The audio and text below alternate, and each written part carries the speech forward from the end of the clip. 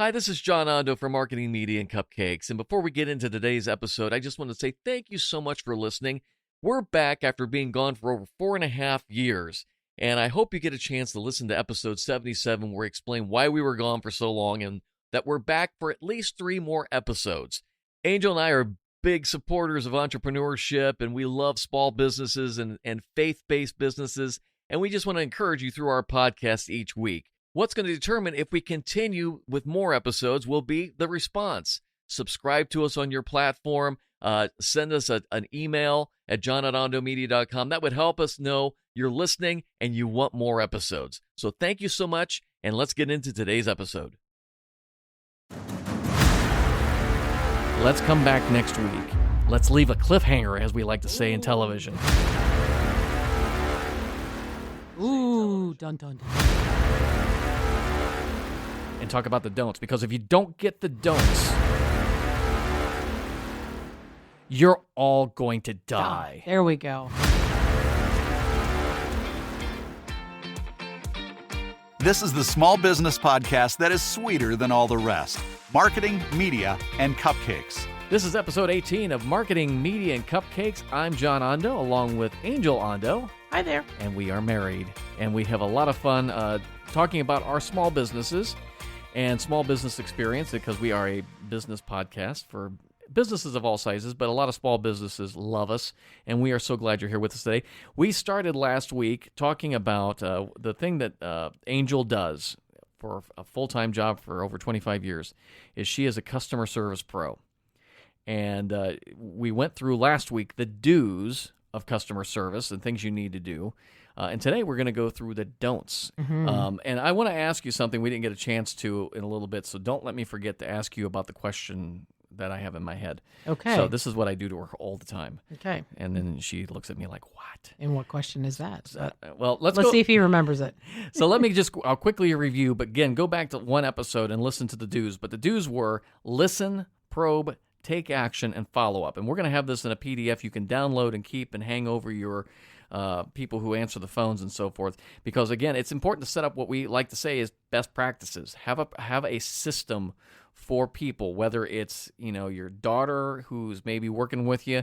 You say this is how you do things, and have best practices so everybody's consistent with how they pick up the phone. That's important with you guys, with your big very much so. Yeah. Very much so, because we get hammered all the time. Because as we You were mean drinking, that would be awesome. Wouldn't that be neat? God. I have said more than once, 3 o'clock on a Friday, it should be happy hour. You'd be so much more getting done, and more people might stay on Friday. But no, it's key, because we do listen, as John was mentioning in the prior podcast. When you hear that lovely thing of, your call may be monitored for quality assurance. It is being monitored. That is what I do, and I'm looking for consistency. We have a checklist. Did they ask this, and this, and this, and this, and did they follow these procedures? And so, same thing. If you are looking for consistency, you've got to have you have to give a benchmark for your people to try to meet. I was going to ask this at the end, but now since you brought it up, this was my question I was going to have you remind me of. Mm-hmm. So again, and there's so many different businesses listening to this, so this might be hard to put this in. If you have a taco truck or a restaurant or a painting company or a media company like I have, or a cupcake company, at what point do you say, and I'm sure we all know, and I'm always big at saying, certain people have certain gift sets, but there are, God bless them, people who do not have this ability. Would you agree, or do you think everybody can be a good customer service person? Are there people in our business we should say, please don't ever pick up the phone? I think from my vast experience and the hundreds of people that I've trained, I think that percentage is small. Okay. People, think that somebody who sounds yes, super happy, super perky, super whatever, everything's great. Oh my God, how are you today? That is being good customer service, and that someone who may not be as energetic, if you will, an Eeyore type person is not giving good customer service. Hello, and it's to me is okay. I was the person who liked the more Eeyore upbeat kind of person. Oh, no, you like the upbeat. Okay. I prefer someone who's a little bit more upbeat. You see, and I tend to lean more toward the Eeyore anymore because somebody upbeat, I have a feeling, this is my stereotype, you're not going to listen to me. You're not listening to me, Yep. are you? No. So, well, and I found that I had to kind of dial it back and go, you know what? Not everybody has to sound like a cheerleader. Yeah. So did they get the job done? Was the customer satisfied at the end of it? Then that's all that matters. So so again, you have to have the same thing for your business. What are you trying to portray? What are you trying to do? And, how quote unquote happy. I mean, one of the key things, and I had a little mirror on my desk when I first started where I worked back in 1993 that said, show them the smile in your voice. And it Ooh. is very difficult to. We say that a lot in broadcasting and Yeah. voiceovers. Yeah. I need to hear more smile in your voice. Yes. And when John's had me do a few, he's always like, I need you to sound more enthused. I need you to sound. And sometimes it's very hard to sound excited or enthused about something you don't give two shenanigans about. Yeah. So let me give you a quick thing that happened to me today. I haven't even shared this with you yet. Ooh, I'm excited. I was with my mom, and we were taking care of medical things. So we had a medical bill we had to pay at this hospital, and there was one of those, I don't know what they call them, like a branch hospital that they have, everywhere now. Mm-hmm. I'm going to run in real quick and see if I can give them money. Sure. And so I went in, and the little receptionist there, that's supposed to take care of when people come in who are, holding their heads in their hand because they're bleeding or whatever. Sure. She's on her cell phone, I think on a personal call, and then another phone rings and something, and she's picking that up, and I'm holding the little bill there, and I'm like, and literally, can I just look at her and I'm like, can I pay this bill? And she's like, no. And again, I'm like, thank you. And I literally walked out and like, bad customer service. First of all, a personal face-to-face experience like that, I probably wouldn't have walked away because, again, I've gotten a little more indignant in my older age. I would have just sat there, especially if little thing was on her phone. Yeah. That would have chapped It my was Cheetos. well, she wasn't a little thing. She was a older thing. But I don't think- give a hooty-hoo yeah, what you yeah, are. yeah. Get off your phone. I got the impression this is your typical person who probably doesn't do the front desk, but was probably covering for somebody or something. And again, you still Don't put those people out there then. Don't put those people out there, or at least train them to at least get past the first corner and say, I'm so sorry, let me get you someone who can help you. Well, so there's a lot of things that we can talk about in customer service, and Yes. I want to encourage you, if you got questions or anything, John@ondomedia.com is my email address. She's got so much to talk about on this, and she trains people, and if this is something that you would like to have more information from her, I know she would love to share it because this is stuff we love to do and help other businesses. So we're going to go through the don'ts right now, and I'm going to let you run through those, and Yes. and we'll see how that what kind of weird things I can ask you. So again, I'm just going to kind of go through, and I like things even, so it's got 4 as well. So don't interrupt. Hey, how you doing? And I could You have knew bet it. $1,000 I was going to do he that. was going to do that. So don't interrupt. The blame game, Oh, taking it personally, That's me.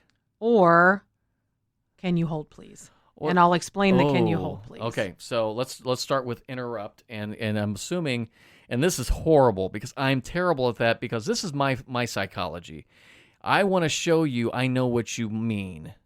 Got it, so you're telling me, you're giving me directions, and I'm like, yeah, okay, you want me to do this and this because that's my way of saying I got what you, but that's bad, huh? It's real bad, and where it will get you, it's not. You have to listen to them all the way because I myself have been guilty of making assumptions based on what I thought I was hearing, and I don't interrupt. That is one thing I won't.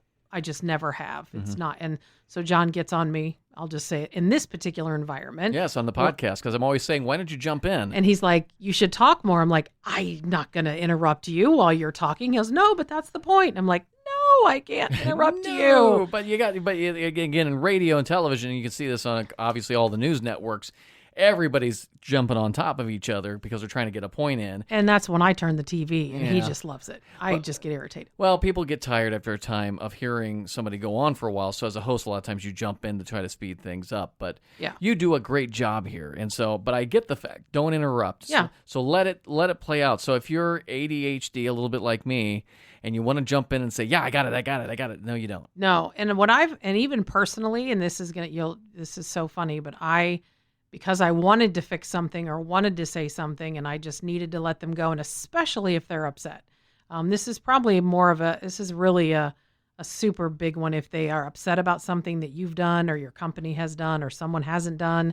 I've had to literally put my hand over my mouth as I sit at my desk, and because I'm like, if I don't, I'm going to say something and it's going to not be good. So I'm going to let him finish. And that's, so I encourage you, if you are someone who is on the phone and you feel like you just can't not, you may have to put your hand over your mouth, and that way will prevent you from saying something that will get you in either more trouble or worsen the situation. Anyway, so interrupt, which I've done again, and that's okay. Well, the next one is the blame game, and I think everyone knows this game just in general life.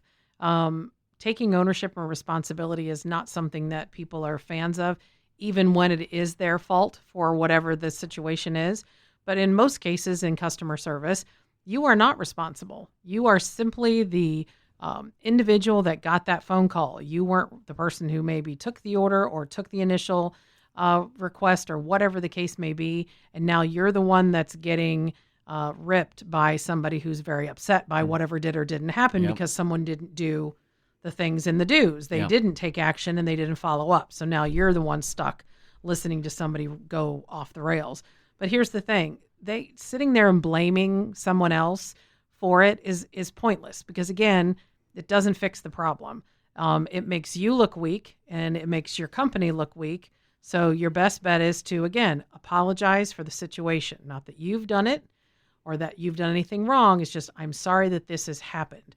I am sorry that this is, so not that I'm sorry, because that means you are taking, unless you are the one that did it. And I have found many a time where it's like, I've had to call a customer and tell them, hey, this order that I said was going to do this and that, it didn't happen.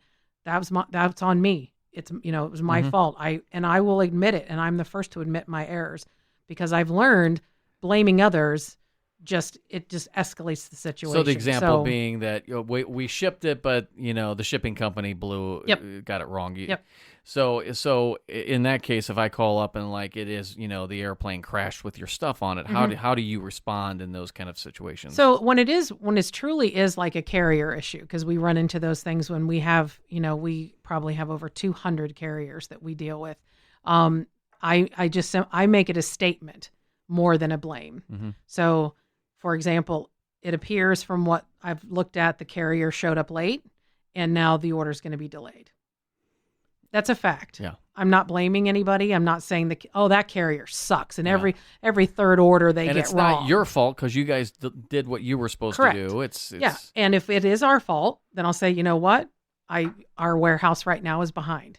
And you have to say to yourself, I'm sure there are just people we all know who you cannot make happy. They are just for whatever reason, and this is probably more psychology than it is customer service, but it's just for whatever reason they just feel like, I'm going to get screwed, so I'm going to be aggressive, and I'm going to get what I want. I remember you telling me about the guy who talked down to you. I think we were dating or married at that point, but it's like, what was that? Him. Yeah, him. Oh my, in all my years, I've been spoken to, but he was, he basically, and what was so funny is he didn't know who I was and how many different hats I wear.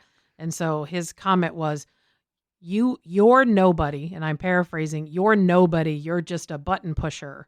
I need the person who can who can approve things or whatever. Yeah. And the back of my head, I'm like, sir, I am the approver and you've just pushed the wrong button. Yeah. So I said that in my head, not to him, but it was like, seriously. And people, I remember, I think my second year in doing this, I had one of our own people, one of our sales reps said to me, he's like, you have a degree? He just was, I'm like, yes. He was stunned because it was like, why would someone with a degree be doing this? Well, and it's very hard. And that's an unfortunate part of customer service. And some of it is deservedly because of how customer service has been downgraded corporately in our country and shipped overseas, and we don't care because we think people will accept it. Yet, what's the first thing? And again, I go back on my Apple bandwagon. Apple is the top in the world for customer service. And, I can remember when this, and again, I won't go long on this, but I have a 2007 MacBook Pro. And this was like 3 years ago, and I was reformatting it to give it to my 90-some-year-old mom. And I thought this would be great because my kids won't email her because, email's so old. It is. I wanted them to be able to text her and show up on messages. But because this laptop was so old and it was running an older operating system, we couldn't do it. But I called customer service, and this poor girl was so nice. And I'm like, this isn't going to work. It's okay. Well, no, let me try one more thing. And she was so patient, and she wanted this to be solved. And this is why Apple does such a great job. This was not going to make any money for Apple. All this was going to do was maybe, if it worked, allow my mom to receive text messages from from her granddaughter's phones. And she could have easily said, it's an old operating system. I'm sorry, sir. Go away. Mm-hmm. But she tried so long to the point where I said, she's like, I said, no, please. Please don't have them write some kind of special code, some kind of patch software that's going to blow up the national security system just so my mom could get text messages. But it was so, I still refer to that as an amazing amount of customer service where you could tell there was no pressure on her. I think it was even a supervisor they sent to because they couldn't solve my problem at a lower level. And I just thought, wow. You took the time on a system that had absolutely nothing for you. This wasn't a business call. I just was wondering if we could get this to work. And so that's, for people who, if you're here and you've got customer service or you're somehow in charge of these things at your company and you think it's just better for us to go cheap and outsource it, I'm telling you, you're killing your business. Yeah. And so so I applaud your business because they did ship them overseas for a while and brought them back instantly when they realized it wasn't working. Because you instantly knew you were losing customers. Yes. And we still have a currently outsourced call center, but it's here. It's the United States, yeah. We've trained them and they're fantastic and they represent us well. Yeah. And I'm very happy to call them part of our family, which is what I do. And this last point before we ran out of too much time, and again, this one I keep looking at it, but it is still a don't, and it's a don't in a good way, which is, can you hold, please? And can I put you on hold? I've always said when I trained, the hold button can be your friend, especially when you're new. However, it's in how you do it. I don't know how many people if you've ever called a business, and I get this a lot at doctors' offices. Those so doctor, can you please hold? And you don't even get to answer, and they put you on hold. And you're Had like, that today, hung up on them. Sure, okay. Pizza places like that. I get it that you have another call coming in. However, I'm the one you're talking to, so give me that respect of answering the call, speaking clearly, and letting me have the opportunity. But when you put someone on hold, of course, you should always ask, but then you should give them an estimated time of how long it's going to be. That's good, because that's what I was wondering. What do you say then? Because you're in a rush. You need to try to get back to the other line. It depends on the situation and what's going on. So, like, again, during those dues that I mentioned, when you're listening or you're probing, you may have to be asking other people and, getting information. And you need to ask the customer, can I put you on hold while I get this information? It may take me a few minutes, or would you rather I call you back? Perfect. That's always the thing. So I can either put you on hold, and then I can, and if you don't want to be, then I'd be happy to follow up with you. Yeah. But if you want to be put on hold, I'm going to set the expectation. This may take a few minutes. And what's beautiful about what you're saying here is something that I can't stress enough that I try to do with my clients is being respectful of your time. Mm-hmm. I'm busy, and we talk about this little doctor's office that I have to take my mom to about once a month, and I have to go 90 minutes to pick her up, and it's a big mess. And they always come in after they get done with her, and it's like, here's your next appointment. It's for November 17th. I'm like, and I hate being this guy. I'm like, I can't do that on Tuesday. I have things going on. I have people. Can we get another time? And it's like, it means so much to me. They said, if they just said, could we schedule you for November 17th? Is that going to be okay? We know you come from Columbus because you gripe about it every time you come here. And so I love that because it's just, I be respectful of people's time. And that's what I always try to do. I get very frustrated when I have clients who say, I'm going to make a call at 2:30, and they don't call at 2:30. They call a half an hour later, and I'm on somewhere else. I have a half hour. I'm blocked out a half hour at a time. So exactly. So that's great. I love that. Yeah. So it's, again, if you're going to put someone on hold, set the expectation. Be realistic with the expectation. If you still haven't gotten an answer within the matter of time that you've put them on hold, go back to them and say, I haven't forgotten you. I'm still trying to get the answer. Would you like to continue to hold? So, I have listened to call after call where someone doesn't use the hold button, which makes me crazy. And they just and it's just, I call it dead air. And I want to peel my skin off. It's like Yeah. you can't hear, there's nothing. There's no conversation. There's just, you can barely hear any typing. It's like, what are you doing? Well, and- Put them on hold. and- Or they go on hold forever.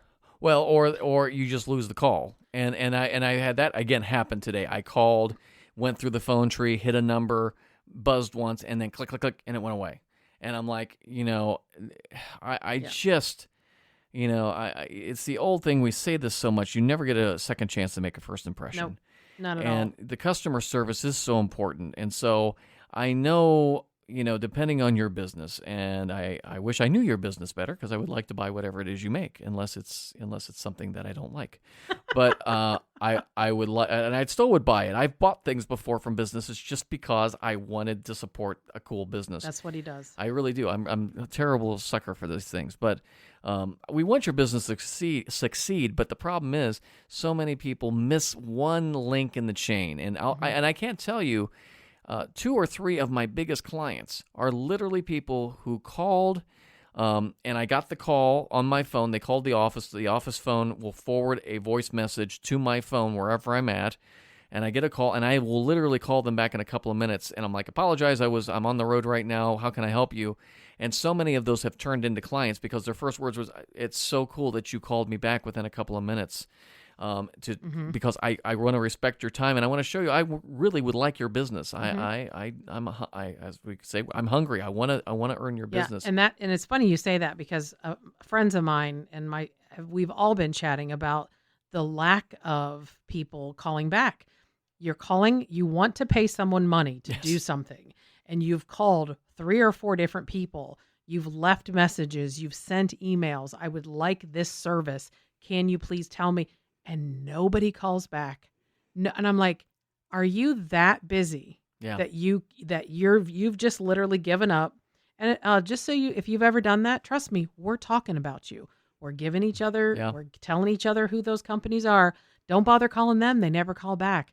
I can assure you, you thinking that you're just too busy, you are losing money. You're losing guaranteed. money. I think of that every losing time. money. At minimum, if a person comes to Ondo Media to have a presentation video produced, typically at minimum, it's $1,500. Now, I don't pocket all of that because there's things called taxes and things. Yes. But it's, at minimum $1,500. So if I don't respond to that call, I just kissed $1,500. Possibly way. It could be that it won't work. But you know what? Then there's been people I've called and said, you know what? That's not what we do, but please call us for something else. And I have had that happen. And he's also referred them to other people. That's one of John's things is if it's not something I can do, I'll find someone that can. I've referred them to other companies here in town that I love. And matter of fact, I'm working with one of them. And the other day we were working on a project. They said, "You're so great with us. We're going to drop this charge for you because you've referred people to us." And they're like, "I don't understand." It's like, it's because I know you guys do this better than I do. I know my niche. You know your niche. I know you make vegan cupcakes. You make regular cupcakes. And let's there. I've always said this, and I'm a big believer in this economy. God bless this economy. This is a great time, and that's my only political statement I'm going to make. But there's enough work to go around for all of us. Yes. And I do not like companies that are competitive in the sense that they're like, you don't want to work with them. And this is all part of customer service and sales and everything else. So we're going to should we wrap up our 4 don'ts? Yeah. So again, just this was so great, and Angel's putting this into a presentation she's going to be doing, but I'm gonna have this into a PDF you can download.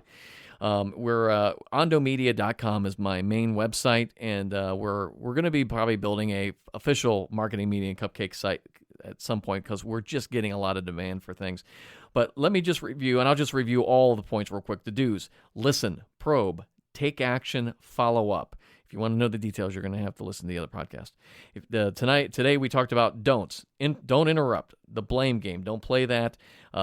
Taking it personally, hard one to do. And can you hold, please? Those are the don'ts to customer service. We want to take your customer service today and make it into a customer experience, which is what you really want to have happen.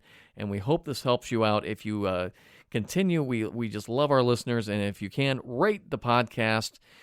We just know there are a lot of small businesses and big businesses out there that would benefit from this little podcast that we do, and we love interviewing people. And if you have a great story you want to share, we would love to have you on our podcast. If you'd like to have Angel talk about customer service or cupcakes, she's available. If you'd like to talk about media and marketing, I'm available. And we just love sharing and investing in others, because we do believe when you invest in others, it comes back to you. Twofold, tenfold. Tenfold, whatever fold. We just, Lots of folds. Any folds will work for us. I do enjoy folding as well, but that's another story. You do love your laundry. I do love my laundry. So anyway, that is what we are all about here. I hope you enjoyed the podcast. We're going to have a special guest, I hope, next week, a buddy of mine. Actually, he's the co-host of the Star Trek podcast I'm with. Say it isn't so. Well, I'm hoping it works out, and we're going to try to limit the Star Trek discussion to a minimum. Phasers on stun. There's a lot of that we have to discuss, but that's on a different podcast. But anyway, thanks for listening. We encourage you, keep living the dream. Connect with John and Angel via Facebook and Instagram and let us know your thoughts. Marketing, Media, and Cupcakes is a production of Ondo Media.